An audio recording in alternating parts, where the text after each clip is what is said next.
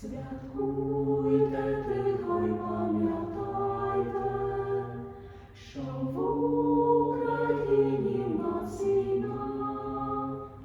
Молитві Бога прославляйте, просіть і миру і добра. Святкуйте, тихо й пам'ятайте, що тисячі лежать землі, для них немає більше свята, для них молитви лиш одні.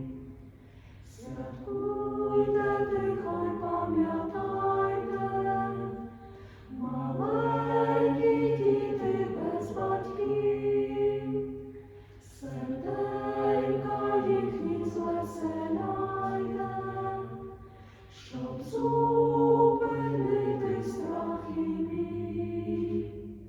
Святкуйте, тихо й пам'ятайте, дружину новів молодих, на біль душевний їх зважайте, нема коханих дорогих.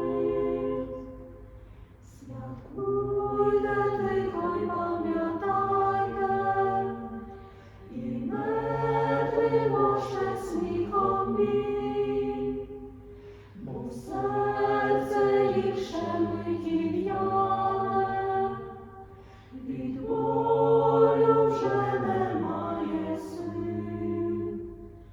Святкуйте,